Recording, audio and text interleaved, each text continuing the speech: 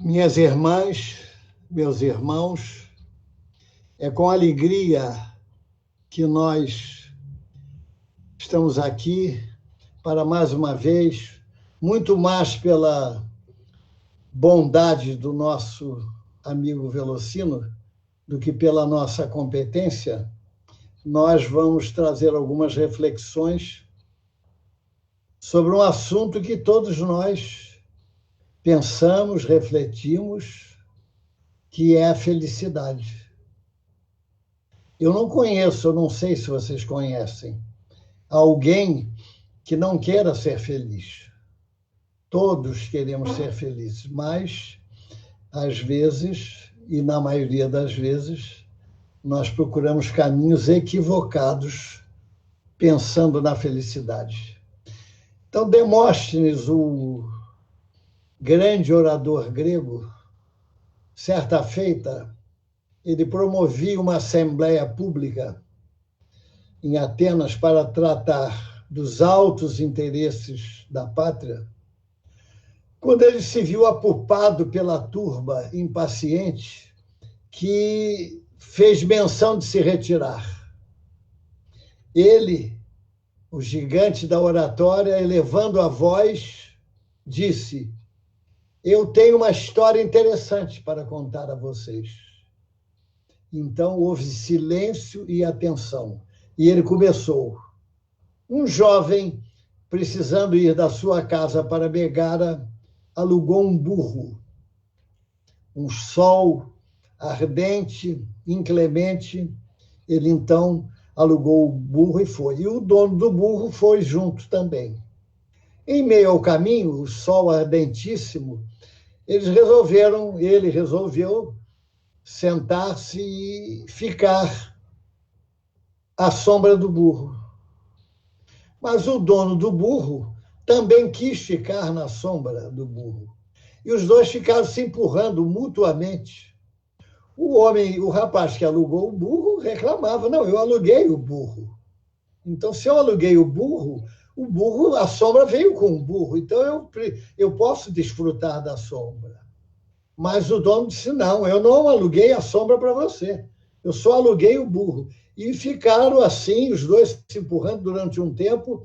A essa altura, Demóstenes, o gigante da oratória, fez menção de retrair-se. A multidão protestou, desejosa de ouvir o resto da história. Foi então que o prodigioso orador, erguendo a voz em toda a sua altura moral, encarando com firmeza o auditório, declarou com a voz trovejante: "Atenienses, que espécie de homens sois, que insistis em saber a história da sombra de um burro e recusais tomar conhecimento dos fatos mais graves que vos dizem respeito?" Só então, o auditório, envergonhado e atento, ficou para ouvir o seu discurso e, claro, sem saber o fim da história da sombra do burro. Via de regra, na vida, nós temos nos comportado assim. Nós ficamos amuados e recalcitrantes diante das coisas sérias que nós precisamos viver.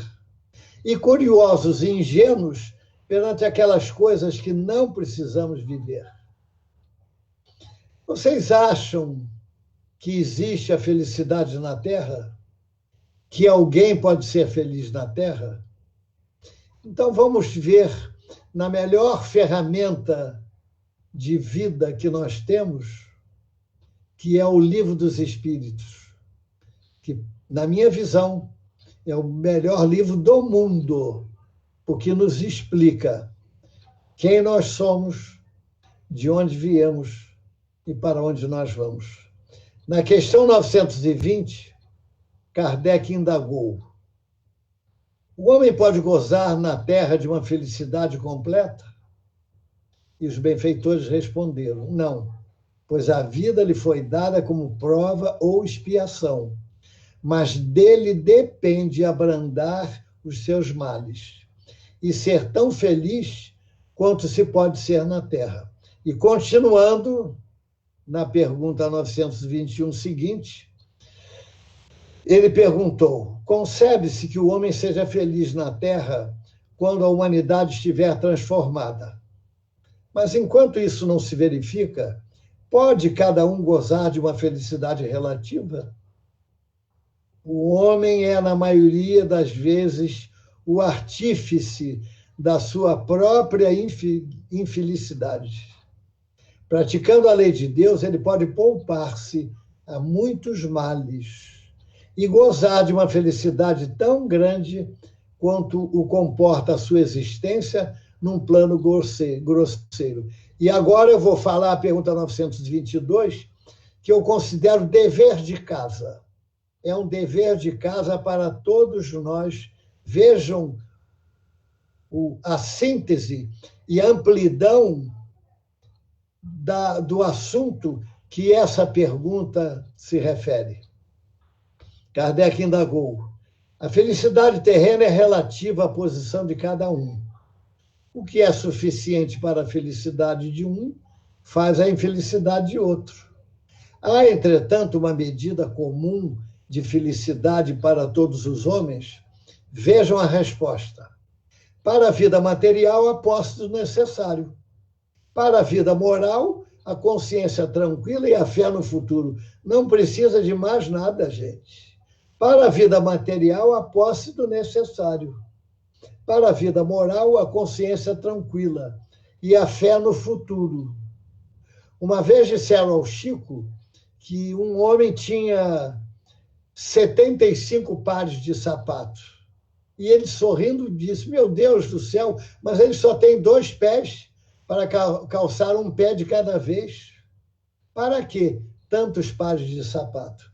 Então, as aflições excedentes costumam marcar a nossa vida. Eu, conversando certo dia com um homem simples, falando sobre as lutas, as dificuldades da vida, ele falou para mim com a maior simplicidade: eu ganho 1 salário mínimo por mês. O meu sonho é ganhar 2 salários mínimos por mês. Era o sonho dele. Era o sonho de felicidade daquele homem, ganhar mais 1 salário mínimo por mês. Agora, você pega, por exemplo, uma criatura que ganhe 100 salários mínimos por mês, 100, e diga para ela que, olha, a partir do mês que vem, você vai receber menos 10% do seu salário. E vai ver a encrenca que vai acontecer. Ele vai se considerar um infeliz, porque tomaram-lhe 10% de 100 salários mínimos por mês, enquanto o outro, a felicidade dele era ganhar mais 1 salário mínimo. Então, o homem é, na maioria das vezes, o artífice da sua própria infelicidade. Praticando a lei de Deus, ele pode poupar-se a muitos males e gozar de uma felicidade tão grande quanto comporta a sua existência num plano grosseiro. Eu conheci uma criatura que a mulher dele comprou uma cama king size, aquela cama de casal maior do que o tamanho normal. Quando a cama chegou, que eles foram colocar a cama na suíte, ela não passou na porta. Solução? Claro, partindo da inventiva e da imaginação da mulher. Ir para o outro apartamento, onde a cama king size coubesse. E ela insistiu, o marido tentou: não, mas não, para quê? Vamos ficar como estamos. Não, eu quero a cama king size. E quando a mulher... Viu, Velocino? Quando a mulher insiste, até Deus cede, porque ele não aguenta. Então, o que é que fizeram? Eles moravam num apartamento na Barra da Tijuca, num lugar nobre, com um carro 0 quilômetro importado na garagem, um bom emprego, situação financeira calma. O que é que ocorreu? Eles partiram para a cobertura do prédio, ele se envolveu num financiamento maior. A cama entrou, claro, a cama entrou, a mulher dele era toda alegria e sorrisos. 6 meses depois, ele perdeu o emprego. Hoje, eles moram, nada contra, mas eles moram num bairro chamado Meier, na zona norte do Rio de Janeiro, num apartamento de 2 quartos. Tudo por causa da cama king size, que para ela seria a felicidade. Então, ser feliz ou infeliz, sofrer pelo que não temos, quando poderíamos desfrutar o que temos, é questão da criatura, é questão nossa. O problema é que nós trocamos a vogal E pela vogal A. Nós consideramos que a felicidade está no desfrute das facilidades, quando não é. A facilidade pode dar prazer, mas não dá felicidade. Então, nós buscamos, muitas vezes, como foi ilustrado, facilidades que não quer dizer felicidade. Disse o poeta: felicidade real que não sofre contradita é aquela que vive oculta dos males que a gente oculta. O mundo, nós temos muitas calamidades. Nós estamos nos queixando, nós estamos nos defrontando com essa calamidade da pandemia, muita gente sofrendo, a gente entende. Mas quantas calamidades morais que nós estamos enfrentando e não nos damos conta? É como se nada a ver. Quantas pessoas no mundo são vítimas da depressão, do suicídio e das drogas? São ou não são verdadeiras calamidades? Então, nós precisamos nos dar conta disso. A depressão em todo o mundo, estima-se, isso há alguns anos atrás, que está na ordem de 300 milhões de pessoas que sofrem, de todas as idades, sofrem depressão.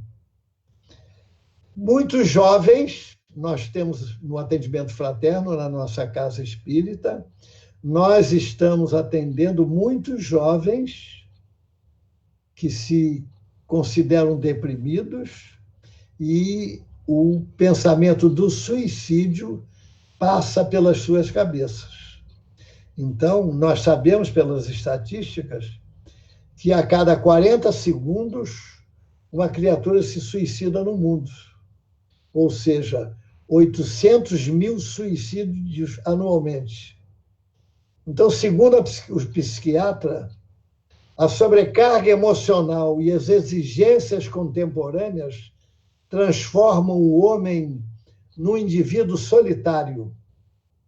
A vontade de ficar só também expressa, de certa forma, um movimento de esquiva e, por consequência, a criatura se considera infeliz. Se perguntarmos às pessoas o que é felicidade, umas dirão que é ganhar na loteria. Para ser feliz, eu preciso ganhar na loteria. Outras dirão, certamente, que para ser feliz, eu preciso ter saúde, que a felicidade está na saúde. Outros ainda, que a felicidade é ter saúde para acabar com a saúde através da prática de excessos. Já outro grupo sonha que a felicidade está em casar-se. E outros ainda julgam que a felicidade está em descasar-se para casar-se de novo. É como disse o poeta: casamento é sofrimento, comenta a boca do povo. Mas quando voltar à terra, eu quero casar de novo. E outro ainda, Desveral Galeno, um poeta cearense: quando vou reencarnar-me, eu serei homem de juízo, mas casarei novamente quantas vezes for preciso. E Delfina da Cunha também trouxe a a visão feminina do processo. Um lembrete para os homens enquanto pobres mortais. Se quem casa sofre muito, quem não casa sofre mais. Tem gente que gosta de tirar patente do sofrimento. Como quem diz, não, eu sofro muito, ninguém sofre mais do que eu. Então, é a turma do TDM. O católico costuma dizer, estou pagando meus pecados. O espírita diz, estou resgatando os meus erros. Cada um de um jeito. Tem a turma do TDM, do CDM, coitadinho de mim. Já em Minas é diferente. É TDM, tadinho de mim. André Luiz, está no livro Nosso Lar, eu não me lembro qual é o capítulo, mas vocês leiam o livro que vão achar essa passagem que eu vou relatar. Quando ele estava melhor, já plenamente recuperando-se, ele recebeu a visita de Clarencio. E Clarencio lhe fez a seguinte pergunta: como vai? Melhorzinho? Pronto. Foi o que André Luiz, naquela época, precisava para desfiar um rosário de lamentações. E ele começou: não posso negar que esteja melhor, que não esteja melhor. Entretanto, sofro intensamente. Estranhas sensações de angústias no coração. Ah, como tem sido pesada a minha cruz. Ele falou. O benfeitor escutava silencioso. Meus sofrimentos morais são enormes, inexprimíveis, disse André Luiz. E ele discorreu sobre a esposa e os filhos. Naturalmente, quantas saudades estão. Um parênteses, ele não sabia que naquele momento, e por isso é que foi retardada a ida dele ao lar, como está no último capítulo, para que ele não sofresse uma decepção maior. Ele não sabia que nem o nome dele poderia ser dito mais na casa dele e que nenhum retrato dele era postado sobre a mesa, porque a mulher dele estava no segundo matrimônio. Então ele falou das saudades dos filhos, da mulher. Ah, como tem sido pesada a minha cruz. E aí veio o ensinamento. Clarencio sereno falou sem afetação. André, você deseja de fato a cura espiritual? Sim, respondeu André. Então aprenda a não falar excessivamente de si mesmo. Nem comente a própria dor. E ele arrematou. Lamentação denota enfermidade mental e enfermidade de curso laborioso e tratamento difícil. Nós precisamos entender isso, gente. Na psicografia de Valdo Vieira, o espírito de Lourenço Prado, no livro Se a Deus de Volta, porque o pensamento é força, é energia. E todos os nossos pensamentos, de acordo com a qualidade dos sentimentos que nós colocamos nesses pensamentos, ou eles fazem a gente melhorar, ou fazem a gente piorar. Porque as células, os trilhões de células, tanto do perispírito quanto do corpo material, elas são como um verdadeiro ímã.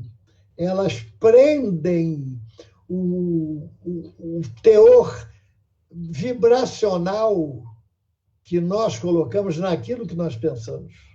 Então, se nós tivermos reiterados e repetitivos pensamentos de mágoa, de ressentimento, de frustração, nós vamos ficar doentes. Ter mágoa é natural, ter ressentimento é natural, mas o que não é bom, que não é de bom tom, é a gente guardar mágoa e ressentimento, a tristeza também, repetidamente. Isso que não é bom. Então, no livro Se a Deus de Volta, o benfeitor Lourenço Prado disse: o espírito não vive sem ideias e nem as perde com o fenômeno da morte. Mesmo contra a vontade, vê-se obrigado a pensar nela.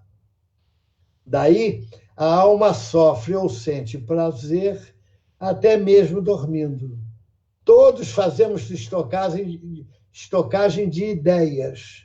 Por isso, de quando em quando, urge empreender escrupuloso balanço em nosso armazém mental, para tirar fora as que se mostrem deterioradas ou inúteis.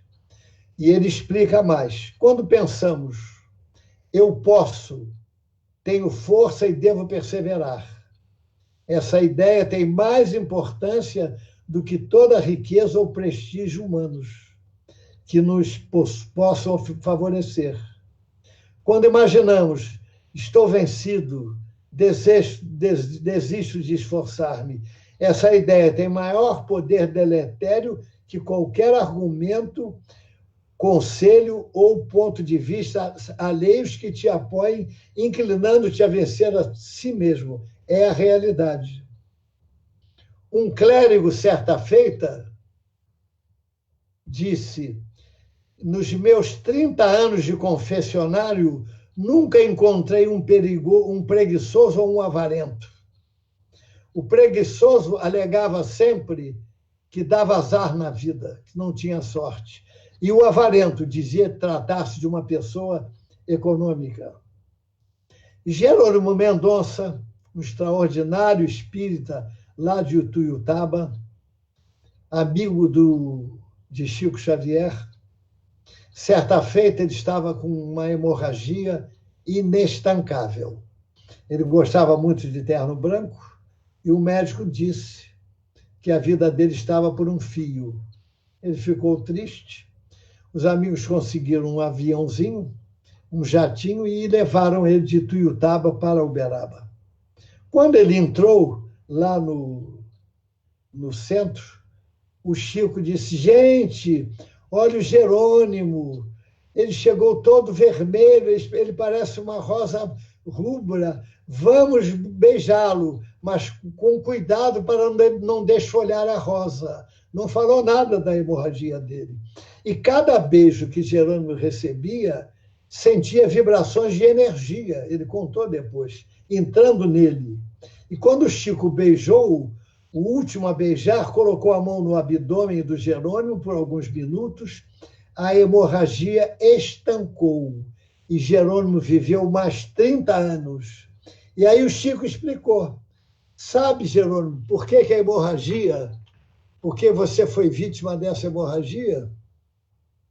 Porque não, Chico, eu não sei. Porque você aceitou, aspas, o coitadinho, fecha aspas, que enviaram para você. Você desenvolveu em você mesmo a autopiedade. Começou a ter dó de si mesmo. Isso gerou um processo destrutivo. E o Chico aí ensinou. O seu pensamento negativo fluidicamente interferiu no seu corpo físico, gerando a lesão. E aí vem o melhor. Doravante, Jerônimo, vença o coitadinho, tenha bom ânimo, alegre-se, cante, brinque para que os outros não sintam piedade de você. Sobreviveu quase 30 anos após a hemorragia que o médico disse que seria fatal. Ele venceu o coitadinho. Ele tinha um bom humor muito grande. Ele nunca reclamou da doença. Os amigos colocavam uma pedra de 30 quilos no seu peito de manhã durante 30 minutos para diminuir a dor da angina. E ele era extremamente bem-humorado. Um dia perguntaram a ele se ele era casado. Sim, sou casado. Casei-me com a doutrina espírita no civil e com a dor no religioso. Aí eu vou fazer uma pergunta aos nossos irmãos e às nossas irmãs, não precisam responder, porque eu fiz esta pergunta em alguns lugares e a resposta veio, eu vou dizer qual foi a resposta que eu ouvi. Qual o livro que cada um de vocês levaria caso fosse compulsoriamente levado para uma ilha deserta? Qual o livro que vocês levariam? Alguns falaram que levariam o Evangelho segundo o Espiritismo. Outros disseram que levariam o Livro dos Espíritos. Eu não levaria nenhum dos dois. Eu levaria um manual de sobrevivência. Amigos, nós recebemos, quando reencarnamos e prometemos sermos espíritas, nós viemos com um manual de sobrevivência na Terra chamado Livro dos Espíritos. Nós aportamos aqui com este manual, que nos ensina a viver. E eu conheci uma irmã muito pobre, olha que noção extraordinária de felicidade. Porque, gente, Manuel Bandeira, aliás, Rui Barbosa comentando uma passagem de um soneto de Machado de Assis, versus a Carolina, sua mulher que tinha morrido, ele disse que Carolina colocou o mundo inteiro no seu recanto. Gente, esse é o nosso grande drama. Seja palácio, seja tapera, seja um quarto e sala, seja onde for, nós precisamos colocar o mundo inteiro naquele lugar que nós vivemos. E colocar o mundo inteiro naquele lugar é colocar alegria, é colocar gratidão pelo dom da vida que nós temos. Nós temos agradecido diariamente o dom de viver? Será que nós temos agradecido diariamente essas noites lindas, com menos poluição no ar, que nós estamos vivenciando? Será que nós agradecemos o céu lindo, o azul do céu que nós estamos vivenciando aqui, pelo menos na nossa cidade do Rio de Janeiro? Será que a gente dá bom dia ao homem que varre a nossa rua e agradece pelo fato de ele estar varrendo a nossa rua? Será que nós agradecemos? Então, eu conheci uma senhora que era frequentadora da nossa casa espírita. Ela morava num bairro, subbairro da Taquara, onde o Velocino conhece, que é a nossa casa espírita, e ela morava num barraco de madeira pintado de branco, diferente dos outros barracos. Já começava a se salientar pela diferença, pelo cuidado. Gente, nós entramos no barraco da nossa irmã. Ela tinha 2 filhas louras, de olhos azuis, lindas. Ela colocava na janelinha, eram 2 pequenas janelas, nas latas de azeite, nas latas de óleo, enfim, qualquer lata que ela conseguisse, ela colocou plantas. Na parede, ela pegava aquelas estampas retiradas de revistas e fazia uma simples moldura, colocando na parede para enfeitar o seu recanto. O chão de terra era limpo, muito limpo. As panelas dela brilhavam. Você poderia, eu costumava dizer, até brincando, que nós poderíamos nos pentear olhando para o brilho das panelas. Então, ela tinha o maior cuidado com o seu mundo, que era aquele barraco, aquele pequeno barraco. Quanta gente, meu Deus do céu, que vive nas mansões, depressivo, de mal com a vida, de mal com Deus, e esquecem que poderiam estar muito bem. Então, a nossa irmã, como disse Machado de Assis, em versos a Carolina, fez a existência apetecida, colocando em seu recanto o mundo inteiro. O Chico Xavier, que também sofreu muito, desde os 4 anos de idade, quando ele começou a pressentir, por intuição, que a sua mãe iria desencarnar cedo. E 1 ano depois ela desencarnou. Enquanto os amiguinhos ficavam brincando no entardecer na rua, ele ficava alisando os cabelos da mãe, como que pressentindo que ela não iria durar muito. Certa feita, ele foi procurado por uma senhora chorosa, dizendo que alguém se habituara a furtar os ovos das galinhas poedeiras do seu quintal. E ela, chorosa, pedia ao Chico que perguntasse aos espíritos, aos benfeitores, uma providência espiritual para aquele fato. Com o propósito de alegrá-la, disse o Chico, descontraído: minha irmã, é melhor que lhe furtem os ovos do que as galinhas. Esse nosso amigo até tem sido muito complacente com a senhora, pois as galinhas lá de casa já subiram todas. Ninguém desfruta, minha gente. Agora vamos falar da imortalidade, do espírito imortal. Ninguém desfrutará da felicidade plena com contas a pagar lá atrás. Em março de 1974, sob os céus de Paris, um avião turco explodiu no ar. Levava 3 brasileiros. Leila Diniz, uma atriz famosa na época, ela, grávida, foi a primeira a ir para a praia de biquíni. Era uma sensação, Leila Diniz. Ela, Agostinho dos Santos, um cantor e um negociante brasileiro, estavam no avião. 15 dias depois, lá em Uberaba, o Chico estava com 3 amigos e surgiu esse assunto. Quando Silva Ramos, um poeta, explicou a raiz desse problema.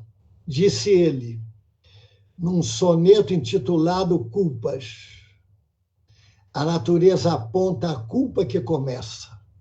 Em cidade praiana, a legião pirata desembarca, saqueia, humilha, fere e mata. Por nada se detém, por mais que se lhe peça. Quantos corpos ao mar, sob golpes à pressa, incêndios e orações no horror que se desata. Depois, o vinho e prazer, os botins de ouro e prata, e as horas avançando ao tempo que não cessa. Os séculos se vão marchando entre luz e treva. Um dia em mar aéreo, enorme nave leva os piratas de outrora e a justiça divina. Surge a morte no ar. A aflição se renova. Preces, gemidos e ais de corações em prova. E a natureza apaga a culpa que termina. Gente, e Herculano Pires, comentando essa passagem, ele disse: como considerar todas elas criminosas, envolvidas em atos de pirataria? Quem pode na Terra, examinando suas próprias tendências atuais, considerar que há 5 séculos tenha sido uma criatura virtuosa, incapaz de ações criminosas? As leis de Deus inscritas na consciência levam o culpado a pedir o seu próprio castigo. A justiça não vem de fora. É importante refletir sobre isso. A justiça não vem de fora, vem de dentro para fora. O culpado é o seu próprio juiz e o mais severo dos juízes. Não existem injustiçados, existe justiça. Então é assim que nos resgates coletivos se reúnem criaturas que atingiram um grau de evolução para terem a coragem heróica de submeter-se às expiações necessárias. Na pergunta 266 do Livro dos Espíritos, Kardec indagou dos benfeitores: não parece natural que os espíritos escolham as provas menos penosas? Para vós, sim, para o espírito, não. Quando ele está liberto da matéria, cessa a ilusão e a sua maneira de pensar é diferente. Meditemos, meus irmãos, porque nós temos feito muito ainda do que deveríamos fazer pouco. É o que nós fizemos ao longo da vida. Nós desenvolvemos o orgulho, nós desenvolvemos a vaidade, nós desenvolvemos o prazer, os sentidos, enfim, quando deveríamos desenvolver pouco. E nós, espíritas, nós prometemos fazer. Então, o nosso desafio atual, inclusive para sermos felizes, será, de alguma sorte, nós vivenciarmos a felicidade plena, para que a gente efetivamente não sofra por aquilo que não temos e conseguirmos sermos felizes com aquilo que temos. Certa feita, a Sheila evangelizava aos sábados, cidade pequena, centro pobre, vidros quebrados, 4 aulas, de 8 da manhã ao meio-dia. Entrou um aluno com uma barra de ferro na mão e começou a bater com aquela barra de ferro nas cadeiras, nas carteiras. Não disse uma palavra. Um dia, ele rasgou os desenhos que os alunos da tia Sheila faziam. Ela foi conversar com ele.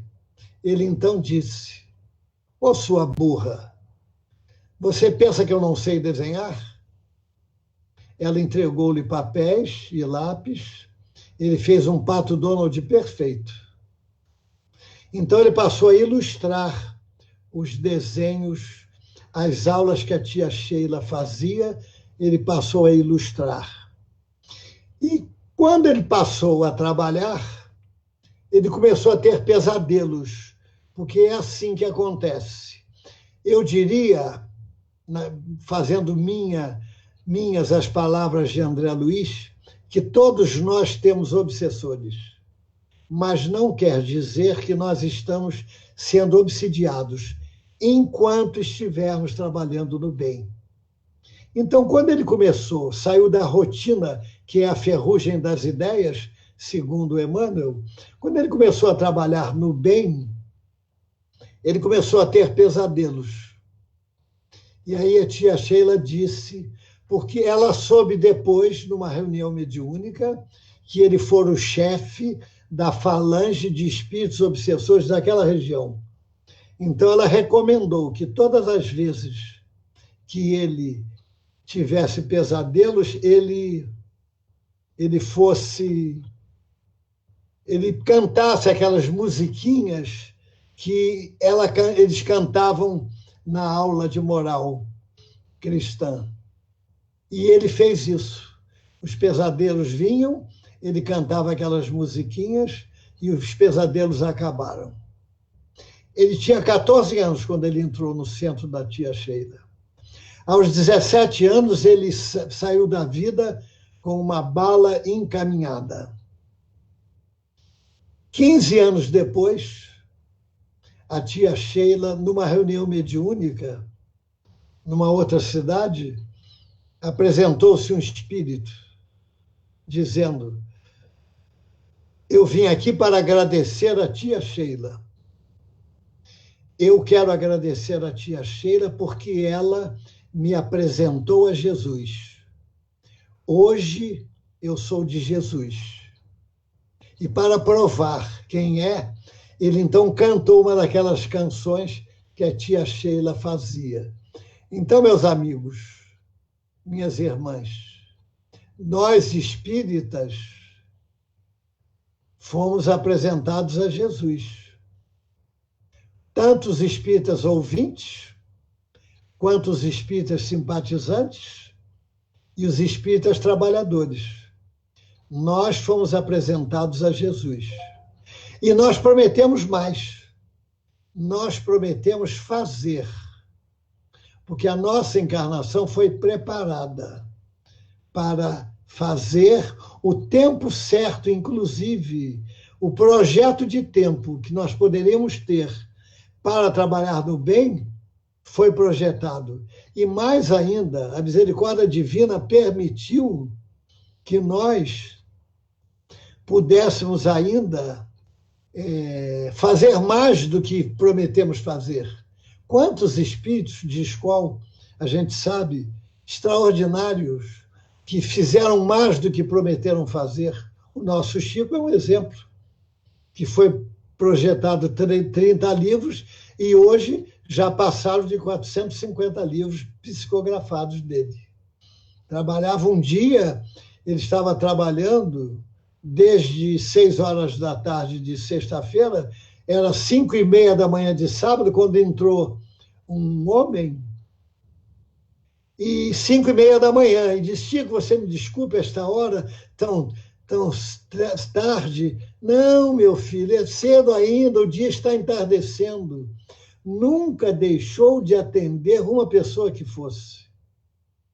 É nosso exemplo, é o nosso ícone, é o apóstolo do Senhor Jesus para a vida atual. Então, vamos nos refletir. Nós poderemos ser felizes com aquilo que temos. Jerônimo Mendonça era o bom humor em pessoa. Certa feita, ele estava saindo do hospital, deitado na maca de óculos, quando um doente passou e disse assim: é a primeira vez que eu vejo um defunto ser enterrado de óculos. E um dia uma senhora, chorando, com saúde física: Jerônimo, eu quero viver, eu quero permanecer na vida. Ele perguntou: nesse corpo? Eu quero ficar nesse corpo. Minha senhora, se Deus atender as suas rogativas, eu estou fadado a ficar nessa posição há 15 anos, porque a minha felicidade seria virar de bruços. E ele conquistou a felicidade plena ao desencarnar, algumas horas depois de ter desencarnado. Ele tomou, ficou no poder de todas as energias e as faculdades do espírito, sem se readaptar, como muitas vezes uns precisam de anos, outros de décadas, para voltarem a se readaptarem à vida espiritual. Então, meus amigos, vamos pensar. Nós espíritas somos e podemos ser felizes a vida inteira. Basta que a gente queira. E tem gente que mora num céu e transforma esse céu no inferno. E tem gente que vive praticamente como se vivesse no inferno. No entanto, no interior dele, ele vive em paz. Está no Evangelho de Jesus, nos Evangelhos, se não me engano, 83 vezes foi falada a palavra, foi escrita a palavra paz. Então, a paz é tudo. A paz, Jesus falou: a minha paz vos deixo, a minha paz vos dou. E eu, então, encerro essas mal alinhavadas ideias, agradecendo a presença, a paciência de todos, dizendo o seguinte: se há tanta paz no azul que o céu abriga, se há tanto azul que tanto bem nos faz, se há tanto azul e há tanto céu, me diga, por que é que o homem não encontra a paz? Se há tanta paz no verde mar da onda, que faz-se verde e em branco se desfaz, se há tanta onda pelo mar, responda, por que é que o homem não encontra a paz? Se há tanta paz no olor das multicores, flores, orquídeas, rosas, manacais, se há tanta paz em cada flor e há tantas flores, por que é que o homem não encontra a paz? Se há tanta paz nos cânticos suaves que entoam na alvorada os sabiás, se há tanta paz no canto de ave e há tantas aves, por que é que que o homem não encontra paz? Se há tanta paz na brisa que desliza sobre as folhagens tímida e fugaz, se há tanta paz na brisa e há tanta brisa, por que é que o homem não encontra paz? Se há tanta paz nas expressões tão mansas, que ao vir ao mundo uma criança atrás, e cada dia existem mais crianças, por que é que o homem não encontra paz?